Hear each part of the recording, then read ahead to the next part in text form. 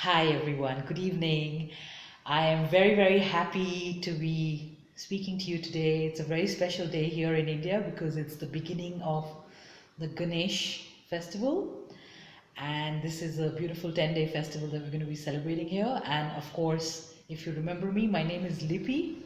I'm a shamanic healer, and in today's video we are going to talk a little bit about the concept of self-responsibility as propagated by the New Age movement, and my take on this idea of self-responsibility. And I would like to dispel some notions that I feel have been very misrepresented and very misused around this idea. So the concept of self-responsibility is is very well intentioned because it is something that has been propagated a lot by new age gurus, spiritual leaders, the whole sort of new age movement. And they have meant well. They have meant well around the idea because the true intention behind self-responsibility has been empowerment. And the obvious principle here is that the more self-responsible you are, the more you can take responsibility for yourself, the more power you have. And I can't say I disagree with this because it's very true. The self-responsibility that we do have, the agency that we do have, is truly our power. However, I have observed that it's very interesting because I've observed that many of us stepped away from conventional religion because at the end of the day it left us feeling huge amounts of shame, guilt, and fear because it propagated these things via certain teachings. And many of us, like me, who years ago sort of moved away from organized religion, moved towards the spiritual aspect of things and moved towards the spiritual movement simply because we wanted to get away from this kind of propaganda. And interestingly, what I have noticed happening is the same thing is happening with the new age spiritual movement. So there are a lot of very well-meaning, well-intentioned things which have then now become, they're heading in the same direction. So you have, again, they generate feelings of great shame, of guilt, and of fear. So in an ironic kind of a way, the very things that we wanted to move away from with organized religion have now also started becoming an aspect of spirituality. And one of the areas where that is seen very strongly is this area of self-responsibility. So today what I would like to do is talk to you about 5 what I now consider mostly myths about self-responsibility as propagated by the new age movement. And the idea here is not to critique these ideas or to say that they are all bad or they're all nonsense, because they're not really nonsense, but there are elements of them which are used in a very blanket like fashion. So they're used by new age leaders, by spiritualists, and also certain therapists, because they've also become part of the mainstream sort of pop psychology arena. And they are used in a way where it's like, a round peg square hole kind of a situation, where it's like there is this idea that these are unwritten laws that apply to each and every situation, and they don't really. One of the things we have to understand about life is real life does not fit into neat little square boxes. And this idea that self-responsibility is empowering in a blanket like way in every situation given a certain set of rules is actually not very empowering. And to some extent, and to a very large extent, when we try to blanket like impose these rules on each and every person in each and every situation, we actually end up disempowering people. So what I would like to suggest in this video is that we relook at this whole concept of self-responsibility as propagated by the New Age movement and take the benefits from it, take the good points from it, definitely. There are definitely points there which are very valid and definitely have positive aspects to them, but at the same time try to see them in a light that is more, truthful, if I may use that word, and also in a way where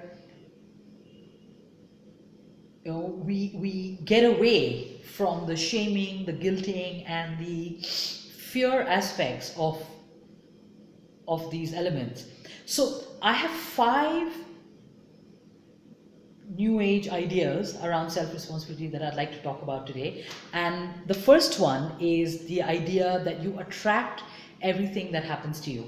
Now, again, great idea because it was originally intentioned to give you back the power. So it's like you own the power, and because you have the power, and you do attract everything that happens to you.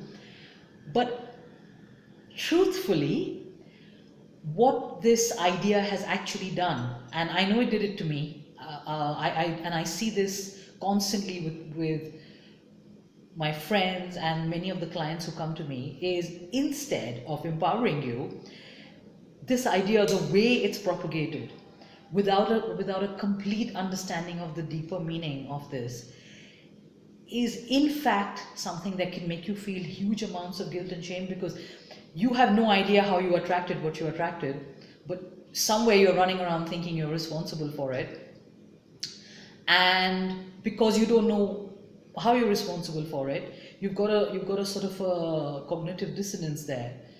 And it can cause huge amounts of shame and guilt because it's something you just can't cope with.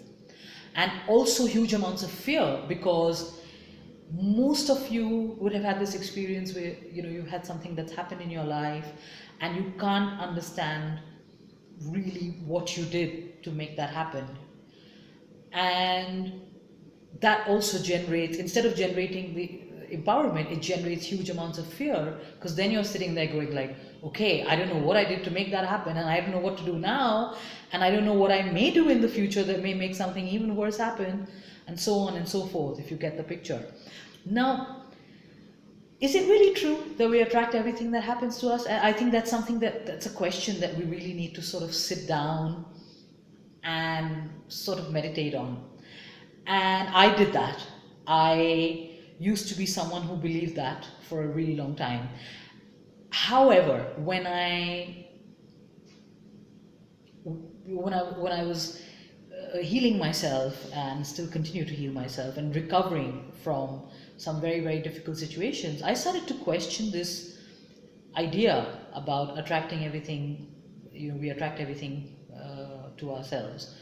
Because I started to realize somewhere that the idea itself wasn't sitting, it wasn't feeling very good, and it definitely did not have the intended effect of empowering me. It didn't feel empowering at all. And then I realized a couple of things. One of the things I realized is that, first of all, causality, that is, what is it that causes an effect to happen? Technically,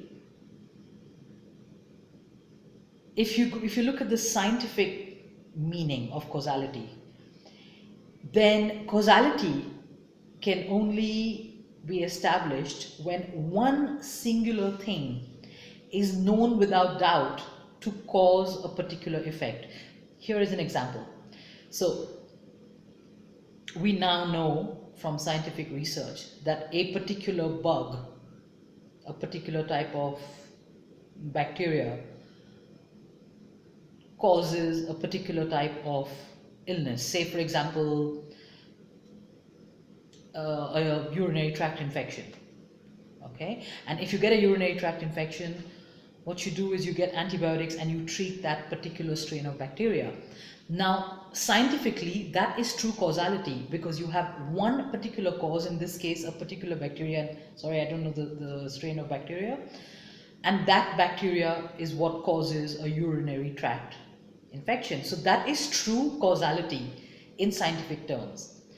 Now, if you look at real life, how many things, how many aspects of real life can you actually link to one particular cause? And when you actually sit down and try to do that, it's very difficult. It's very difficult. For example,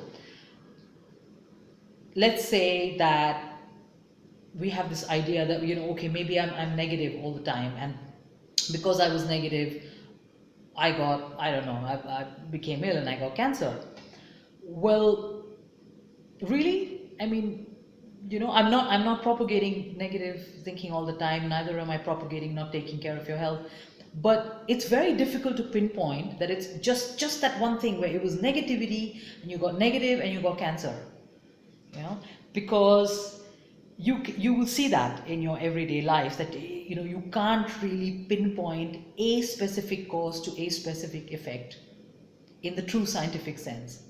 Now, let's say for a moment that you don't want to even consider science in this case. Let's put science aside, and let's say, okay, screw this idea of pure causality, as per science, and let's just look at the idea of karma and the law of cause and effect.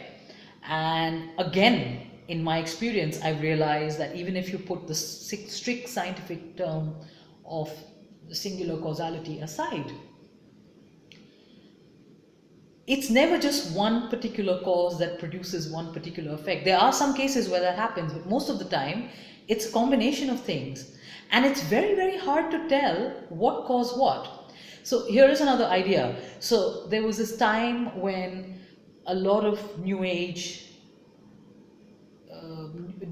followers and spiritualists, and even traditional religion for that matter, they'd say, you do good deeds and you will sow, you sow what you reap. So you do good deeds and you will sow good things.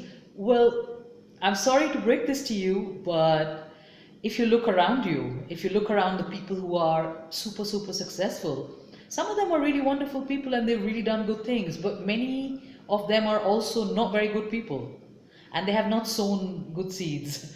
These are people who have literally committed crimes and done terrible things, and yet they are also successful and happy. I mean, it was hard to tell who's happy or not, because that's such an internal thing, and you can look happy but be completely unhappy inside. But I see this time and again. Now, this is not meant to encourage you to go do whatever the hell you want because there aren't any consequences. That's not what I mean. Neither is it meant to be a pessimistic view of the world where it's like, oh, it doesn't matter what you do because you're going to get crap if that's what's coming to you. That's not what I mean either. I'm not trying to be pessimistic. I'm just saying that you can't always link a very specific cause to a very specific effect. And even when you can link a particular causes to a certain effect, they're multiple and they're complex, and it's not as simple as 2 + 2 = 4. And even when you have huge amounts of discernment and huge amounts of, say, spiritual maturity, you still can't always pinpoint what exactly it is that you did that caused something to happen. You can sometimes and you can't sometimes. Let's be very frank. Sometimes you're just left wondering, how the hell, what the hell? Okay. The other thing is that, and this is again something that I realized, that when I started deeply studying psychology, and just to share with you, I'm a shamanic healer and I've walked the spiritual path, and in the last few years I started practicing professionally as a healer. I've also spent the last 16-20 years studying psychology because it's something that really fascinates me, and a lot of shamanism is applied psychology. And when you start studying psychology, you start realizing how little control we actually do have over our emotions, and how There is so much that's going on in the psyche that can produce certain effects in your outer life, but those going ons are completely invisible to us, as they're out of sight. They're out of sight. In fact, in shamanism, we say that when you see with all three eyes is when you truly see. And what do we mean by all three eyes? It means that these eyes are not only the ones that you need to see. They are psychological eyes, and they're the eyes of the heart, and there are certain other ways of seeing which require huge amounts of spiritual maturity. And even when you have that spiritual maturity, it is no guarantee that you can see each and everything that is causing a certain effect to happen in your life. So a lot of it, basically, in a nutshell, is very invisible. And because it's invisible, it's very, very difficult to control it, predict which way it's going to go. And then to be turned around and told that you attract everything that happens to you becomes very, very disempowering, because you can't really see what is it that you're attracting all the time. It's not as obvious and as visible as it's made to seem. Now, to me, it's more empowering, rather than saying that you attract everything that happens to you and then, blanket like sort of judging everybody with that criteria. It's more empowering to me to say, okay, hang on a minute here.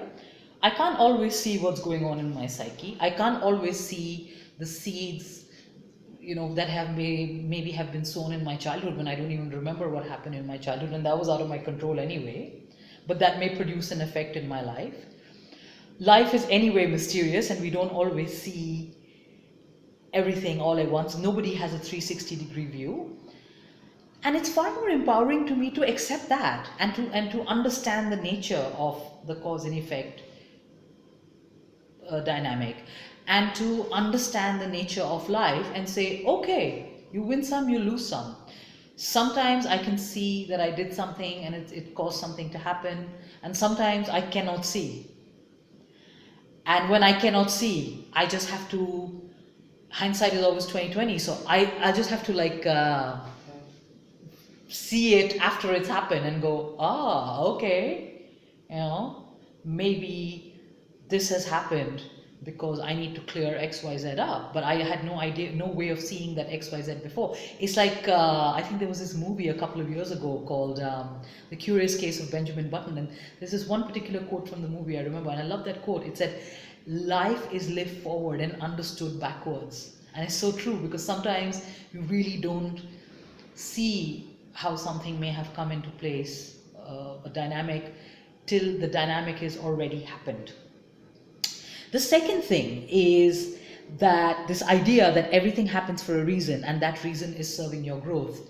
Now, again, well-meaning, it's supposed to be very well-intentioned, this idea, but what it ends up doing most of the time is when it's used in a blanket-like fashion for any and every situation. And I've had this experience where I've gone to, so I'll just share an experience with you. I went to this tarot reader last year, and I was in a very, very difficult situation when I went to her. I was trying desperately to understand a particular dynamic in my life and not having much luck. A lot of it just seemed senseless to me, and I was just like, I was not able to sort of connect the dots very well on my own. So I said, okay, I'm going to go seek help. And the woman I went to, of course, luckily it was just a sample reading, and I decided never to go back to her for a reading, of course, because of what followed. But one of the things that followed was her making this statement to me when I was describing something that had been terribly painful for me and had felt to me like I was hitting my head on a brick wall. And she turned around and just put this blanket-like thing all over, and it was like, well, everything happens for a reason, and this is all for your own good. And I'm like, really? Because it doesn't feel that way to me. And when you're saying that to me right now, it actually sounds really abusive. And what I have found that this statement does is, instead of empowering you, most of the time it just ends up making you have a very high tolerance for bullshit, very, very simply, because somewhere you're running around with this idea in your head that everything is happening to serve your own good, and maybe it is and maybe it isn't, and that is making you tolerate a lot of crap that you wouldn't otherwise be tolerating in your life. And I find it far more empowering to say that, yeah, okay, there is an element of truth there. Sometimes something is happening because your destiny needs you to go through that experience so you can learn from it and grow from it, and sometimes not. You know, I saw a picture the other day on the internet, and it shook me up. It was really a horrifying image of a young African child, maybe, I don't know, 7 years old, less, I don't know the age of this child. And it was one of the most horrifying pictures I've ever seen, because it was this 7-year-old child who was starving to death, and she was in the last days, maybe the last hours of her life, and in the background was this vulture waiting for this baby to die. And when I think about it now, I get like this heavy feeling in my chest. And I was looking at this picture and I was thinking of this statement, and I was like, you really, would you say that to that child in that picture? Would you say that, everything happens for a reason, and this reason is serving your growth? Would you say that? Would you have the guts to say that to that child in the picture? Just to let you know, the photographer who took that picture, apparently from what I read on the post, he committed suicide. He just couldn't digest what he had seen, and I completely understand that. So, this idea that everything is happening for a reason and is serving your own growth, if that's the way it feels to you, then it's empowering. But when it's in a blanket like fashion, painted onto every situation and every person, and you have new age therapists and healers and tarot card readers saying that to you about a situation that does not feel like that to you, I'm sorry, it's nothing but abuse. There is nothing empowering about that statement. The third thing that is propagated very widely as a self-responsibility concept in the whole new age movement is that every relationship is a mirror. Nah, that's one which I really, really have an issue with, because let me just share a very interesting snippet here. I used to believe that. I used to believe that every relationship is a mirror, and if you are seeing something in another that bothers you and upsets you, then it's most likely because you have some element of that thing in you. Today, I think that's mostly a load of bullcrap. And the reason I think it's a load of bullcrap is that what mostly this belief has ended up doing is the opposite of empowering people. It has made a lot of people tolerate bullshit, abusive situations and relationships. And it's also allowed a lot of abusers to get away with their abuse, because they will actually turn around and use this. Because you also have these abusers who walk around calling themselves very spiritual and, giving off this impression that they are very highly knowledgeable spiritually. And they will turn around and use these elements to get away with abuse. So I haven't found anything empowering in this idea that every relationship is a mirror. Having said that, there isn't a positive element to this saying. There are many relationships that are mirrors, and there are many relationships where genuinely you have this opportunity to see aspects of yourself mirrored in another person. But it isn't true in every case, and it's definitely not true in the situations where you're involved in a relationship with someone who is a narcissist or a sociopath or a psychopath or a controlling person or an abuser of any kind. Just to share with you, I had my very, very close friend of mine a couple of years ago, who I now realize has full-blown narcissist personality disorder, but at one point of time we were very close. And she used to constantly keep calling me arrogant. She used to constantly keep telling me how arrogant I was. And for a long time I really believed it, because and she used to use this every relationship as a mirror, and she was like, when you are seeing arrogance in me, you're actually seeing your own arrogance. And she would keep telling me that.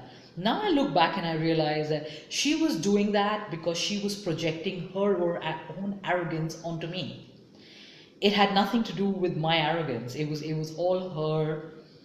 And she is, now I realize, is a narcissist, and with full-blown NPD, full-blown narcissist personality disorder. And it was her own arrogance she was projecting onto me, and it was basically abuse. And I was taking that abuse because I believed this, and I kept thinking that, she had a point and she was right. However, there was one part of me thinking even then that, and this girl, by the way, was hugely arrogant. So she was arrogant to the extent where she pretty much thought that everyone was beneath her, and she was the one and only ultimate person. Everyone else was below her, and she would communicate her arrogance in many ways. So for example, if she went to a restaurant and the waiter messed up her order, it would actually come down to her getting nasty with the waiter, and sometimes nasty to the extent of being abusive, and yet she would call me arrogant. Now, while I'm not denying that I sometimes can be arrogant, I'm not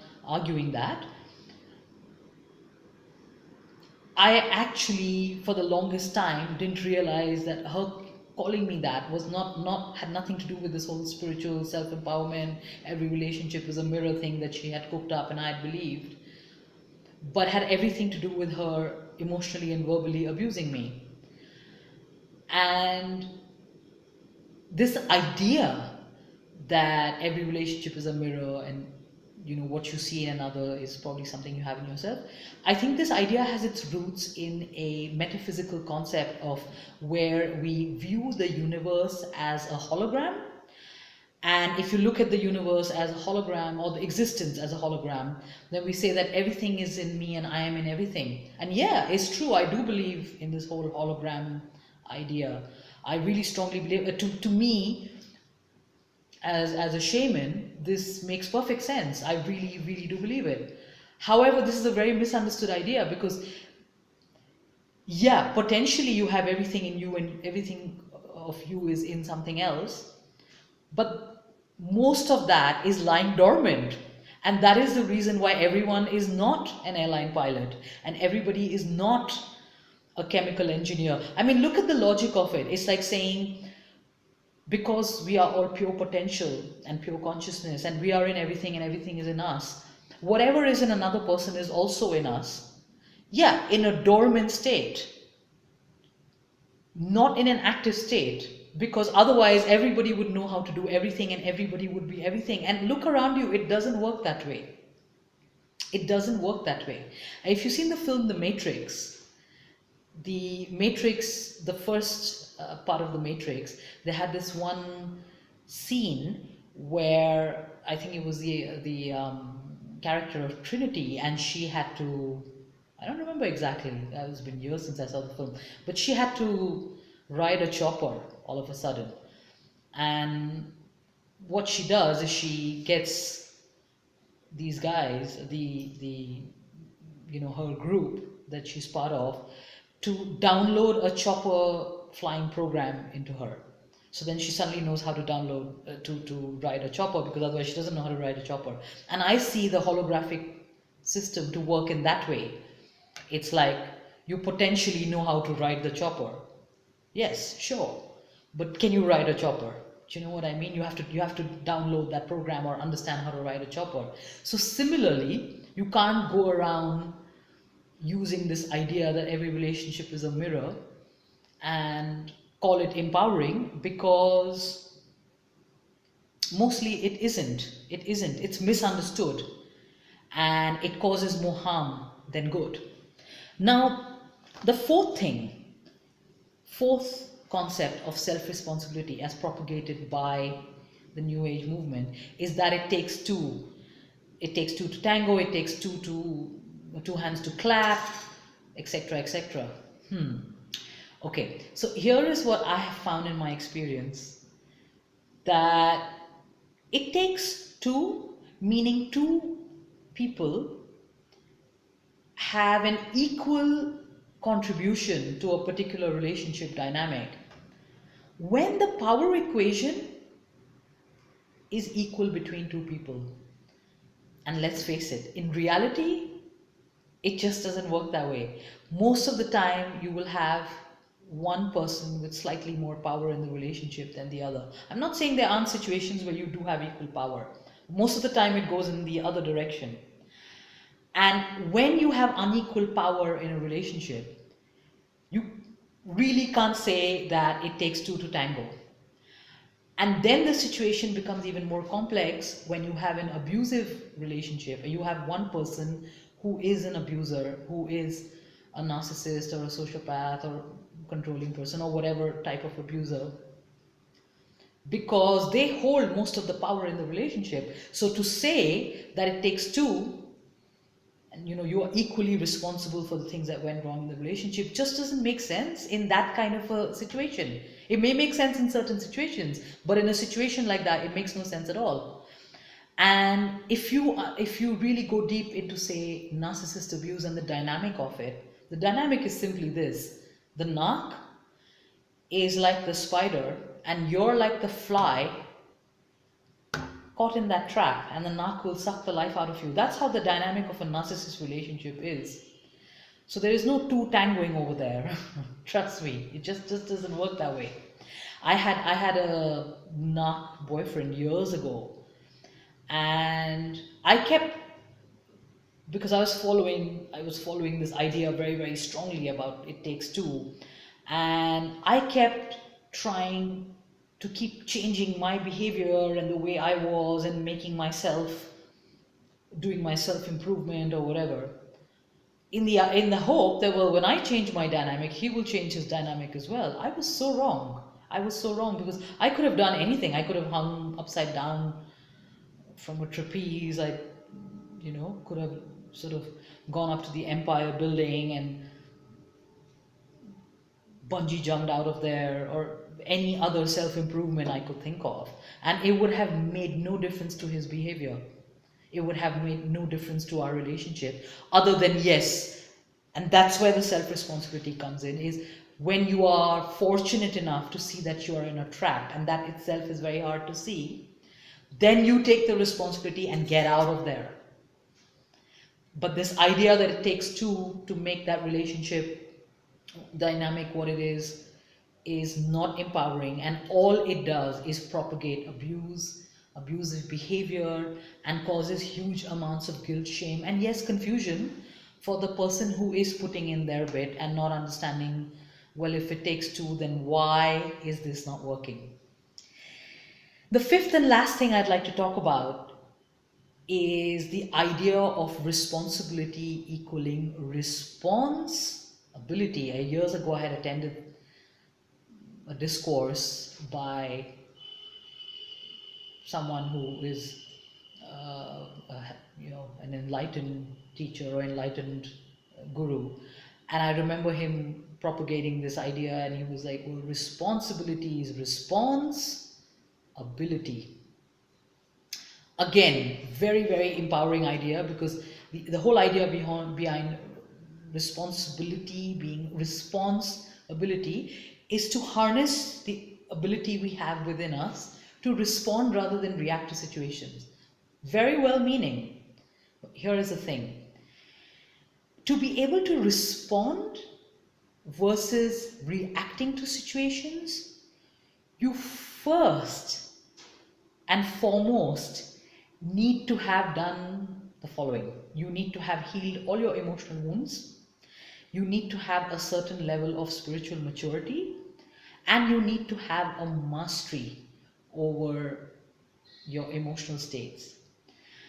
And all these are very advanced practices, which is not where a majority of humanity is. So this idea of responsibility is a very mature, very advanced idea, which most people are nowhere near. And it's like asking people who go to the gym on the first day, telling them that the ultimate is that they lift 100 kilos. Really? I mean, on the first day of your gym, you're going to lift 100 kilos? It doesn't make any sense, right? And think about it. then how is this empowering? Because you have a very high ideal, which is a great ideal. I'm not going to argue. It's great. I would rather, I've seen the times when I have responded to a situation, you know, in lieu of reacting to it, and it's so much more empowering to respond. No argument there. I'm not going to argue with that. However, you can't put a light bulb on and change from reacting to responding by giving yourself a command to do that. You can't do that. Because if you have, say, for example, many unresolved emotional wounds, I've talked about emotional wounds in another video, you cannot respond to anything till you heal those wounds, because they will dictate what you do in a particular situation, albeit unconsciously and subconsciously. And they are not responsive, they are reactive. If you have an emotional wound, you're going to react to things very, very fast, and you cannot control you reacting to things, because it's not you in charge over there. It's your little inner child, or your unhealed inner child, or whatever way you want to call it, that is reacting. And you have no control over it unless you start becoming aware of that inner child and becoming aware of that inner wounds. And that is a process which can take years for most of us. It can take years. If you don't have mastery over your emotional states, and again, most of us don't, because you cannot consciously control your emotions. You can manage your emotions. You can even suppress your emotions. So mostly when you get a command to do something, mostly when there's a new age teaching or a spiritual teaching that sounds really exciting, what a lot of people do, especially the ones who live up in their higher chakras but have totally imbalanced, ungrounded lower chakras, is what they will do is they will follow these commands the only way they can be followed when you haven't grounded yourself and you haven't worked on those ground realities, and that is by suppressing your emotions. So you're still not managing your emotions, just suppressing them. And then you can pretend to respond to something from a very fake, false light kind of a state. But it has nothing to do with true responsibility. Because that will come automatically when you have the emotional healing, when you have the inner strength, when your lower chakras are more grounded and more, when you have a certain amount of ego strength, which then allows you to move freely into your upper chakras and more enlightenment and higher levels of enlightenment. And that's true responsibility, which is something you get to, but it's not something that you can practice truly, unless you have that spiritual maturity, unless you have that level of healing. And a lot of people don't have that, and they will try to use this principle, and when they can't, or they struggle with it, or they know somewhere they're faking it, because you can lie to the world and you can fake it, you can fake it till you make it, but you know the truth within yourself. And all it does is conjure up huge amounts of guilt for not being good enough, or not being spiritual enough, or not being evolved enough, etc., etc., etc. It is more empowering, in my thinking, to just simply say, okay, I at some stage will have that maturity where I will be able to respond versus react, but I'm not there right now, and that's okay. It's okay if I'm not there. It doesn't mean that I'm irresponsible. It just means that I'm human and I'm struggling and I'm moving some really difficult big mountains here. So when I do have that maturity and I naturally start responding to things in a way that's natural and flowing spontaneously from me, rather than this contrived suppressing my emotions and pretending to be responsible, that is more empowering to me than turning around and again either pressurizing yourself or pressurizing others to be responsible, because that is supposed to be empowerment, because it isn't. Empowerment, true empowerment, comes from telling the truth about a situation, not from glossing over your injuries, not from trying to be more perfect than you are, not from trying to be the God. You know, I do believe that we all are gods. And I believe there is a God that is a God that we are, and then there is the God. And Empowerment comes from embracing the God within you, not from trying to be the God of all things, if I may call it that. I thank you so much for listening, and I hope this video was useful. I really believe strongly that healing lies on the path of truth and being true to ourselves and empowering ourselves by accepting our limitations and also embracing our pure consciousness and embracing this dichotomy of being very, very powerful on one go, on one hand, but also having these human limitations on the other. But they don't have to be mutually exclusive.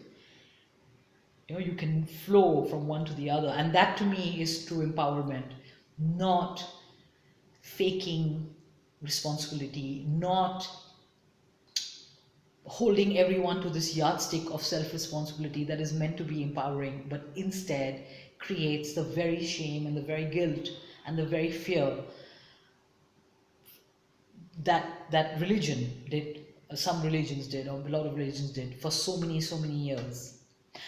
I hope you have a wonderful weekend coming up. I am very excited about the lovely Ganesh festival here, and I'm going to see if my next video I can sneak in front of a Ganesh mandal and make a video there so you can see the lovely mandals we do for the Ganesh festival here. Until then, I wish you a very wonderful weekend and a wonderful week ahead. Please do write in with your questions or comments. I really look forward to hearing from you. Thank you and goodbye.